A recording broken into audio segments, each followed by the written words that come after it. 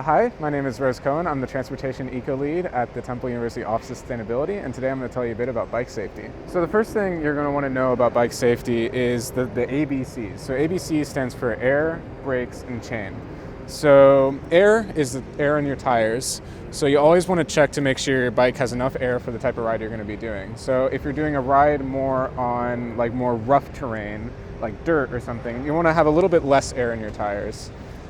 Because that'll allow the bike to be a little bit more bouncy on the rough terrain. But if you're doing street riding, then you're going to have a little bit more air in your tires. You want to basically not be able to push it down all the way when you're pressing on the tire. And that will it depends on the bike tire, depends if it's a mountain bike or a road bike. But generally, you just want, a good rule of thumb is not too much give when you push. The brakes, you always want to check your brakes before you ride. So just check to make sure they're not too loose. Just do both your brakes. And also check the wire here to make sure it's not hanging or anything, and that all the brakes are being activated when you pull them. And it can depend if you have disc brakes or these barrel brakes. And if the barrel brakes, you should be able to see them move, touching the tire.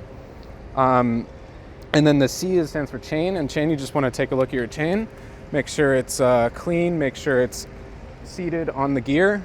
On all the mechanism here, and then just make sure it's not, if you turn the wheels, if I can do that, you want to make sure it moves the tire exactly how you want it to. So there are different types of riding you can be doing. You can be biking in an urban area, you can be biking in a rural area, and usually the biggest thing you want to look out for is cars. Cars are, the big enemy of bikers, and so it's going to be a bit difficult if there's a lot of cars. Biking around. You always want to make sure that when you're on a road, generally you sort of act like a car. So if there's no bike infrastructure, no bike lane or anything, you want to follow the rules of the road and stay kind of in the middle of the lane unless there's enough room for you to get to the side for people to pass you. And stop at stop signs, stop at stoplights, do all the things that would be predictable for a car to do. The number one thing to ensure your safety on a bike ride is, of course, the helmet.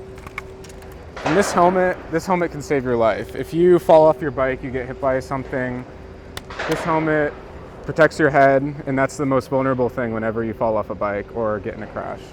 And especially if you're going much longer rides or you're younger, it's always best to have a helmet, but I recommend a helmet for anyone on any sort of ride. So when you're riding on a long ride, it's basically just like any sort of endurance exercise. You want to make sure you're hydrated, you want to make sure you've stretched beforehand so you don't cramp up, and you want to make sure you're just ready for anything that can come. So make sure to pack all the things that you need for staying energized and all that. So if you feel like it's going to be a pretty long ride and you need something to sustain your hunger throughout the ride, make sure you have like an energy bar or a Cliff Bar or something with you. So bike rides can happen in any season of the year. So sometimes it's going to be really cold, sometimes it's going to be really hot, somewhere in between. Make sure you always are wearing the right clothing for that ride. So if it's going to be really cold, make sure you have really warm socks, maybe some long underwear underneath your clothing, make sure you're warm, and long sleeves, pants, etc. But also make sure you have the ability to take off layers when it gets too hot. So even in the winter, if you're exercising, you're getting pretty warm, and it might sometimes get too warm if you're wearing like a heavy jacket on a bike ride when it's 30 degrees outside, you might actually eventually become too warm for that jacket. So you want to have the ability to take off layers and put them aside in your backpack or something when you're on these rides. And in the summer, generally, as few layers as possible because you're going to get pretty hot. So just the base, exercise clothing layers are probably all you need to stay cool during the summer months. And of course, drink water. That also keeps you cool as well.